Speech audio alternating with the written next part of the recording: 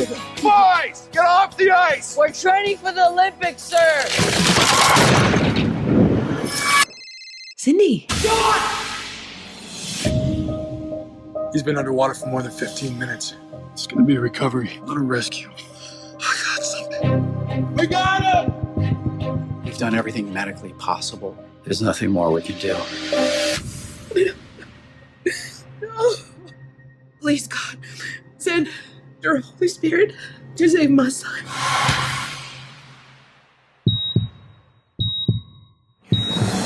Congratulations on being a part of this amazing story. And I was curious, what were your first reactions to just hearing the story about the Smith family? It was kind of like, I said, what? He did what? You know, because not even being a doctor, say, wait a minute, you got a kid that was under the ice for 15, 20 minutes. By the time he got to the hospital, it had been 45 minutes. They counted him as dead. They just said, no, it's done. His mom walks in, prays her heart out, and all of a sudden, mm-hmm. The first few pages of the script, I said, okay. But like I said, I've been saying this all day, and my manager had read the script before I even received it. Spoke on his behalf. And spoke on my behalf, which she never does. Mm-hmm. And she said, Dennis, you're doing this. I said, okay. So then are you crying as you're reading? I mean, did you cry in that part? Because when I was watching the movie, I was like, oh gosh, it's hard to hold back the tears. Oh, no. I sharpen the onions. Right. I cried through this movie, yeah. And I was there. I shot it. But, it's very powerfully done. Can you gentlemen tell me a little bit about prepping and researching for these roles? Because, this time around you're playing real life people. So I'd kind of like hear a little bit about that for you both. And anytime as an actor, if you have the luxury to get a chance to talk to the people that actually did it, the real life people, it's great. Didn't have that luxury this time for a lot of reasons, just practical reasons, where they were, what they were doing with their lives. I mean, I'm sure like most real people who have real jobs, you can't just take a day off or weeks off and 2 weeks off and come on set. You know what I mean? Because these are real people with real families and real lives.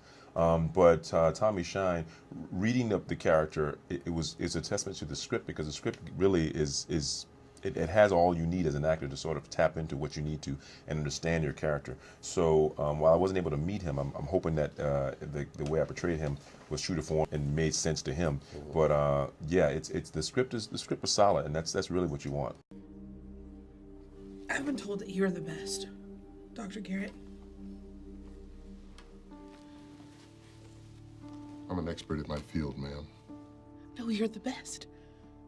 World-renowned, in fact. Or was I misinformed?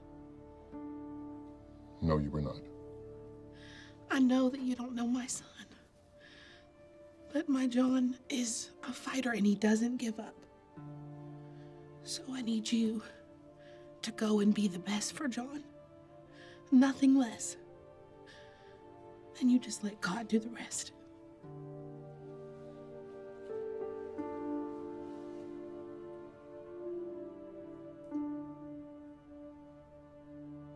Okay. Yeah, generally, all I had to go on was the script, and if the script is done, well enough, all the tools you need are within that. I mean, basically, it's the Bible of what you're about to do. So when I saw what Dr. Garrett was about, I understand, the science of it.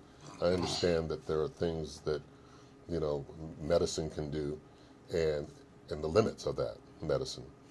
And he had worked himself to the limits of his capabilities with the medicine. So what happens after that, during that, that's inexplicable to him, can only be recognized as a miracle. So in preparing for it, all I could do is just deal with what doctors do and look for what happens in a drowning. And if you're in a lake, there's certain things inherent in what goes on. And when those things turn out to be not what happened, So wait a minute, how could he not have a bacterial infection? How could he not have brain damage? You know, was the water cold enough to kind of freeze him? You know, but even if it did, you know, there are just certain, you know, truths that you accept that just didn't happen. Knowing this story now, this miraculous story, how does that change your outlook on your lives? Well, it doesn't really change the outlook on mine because I've always believed in miracles. It's a miracle I'm here. No. I mean, for me, I think, you know, for me, having children in the last few years changes everything. Because when you're by yourself and you sort of, you know, you lead your own life, you're concerned as far as you're concerned about yourself and your loved one. You know, when you have children, it changes to a whole nother. Because I know when I was a kid, and I know how life is and how you grow up. You're gonna do silly things. You're gonna do stupid things that make no sense. And that you look back on it and you go, "Why'd you do that?" I don't know. Don't know. I just felt like it. It's gonna take a lot to get through life. And as a parent, I think you have to throw your hands up and you have to hope and pray and you have to think about this as like, man, I don't know. I think raising a child to become a functioning, contributing member of society is probably a miracle. I think that's the problem. That in itself is a miracle. It is a miracle. It's a little person that that you can only tell things to, and they absorb it as much as they can, and then they're going to be their own people. That's and right. If they grow up to be well-adjusted people and they don't have any real issues, they're not in jail, they're not even killed anyone. It's a miracle. It's a miracle. Well, gentlemen, congratulations again. The movie comes out April 17th. Until next time, I'm Rick Hong. You've been watching Hollywood First Look Features.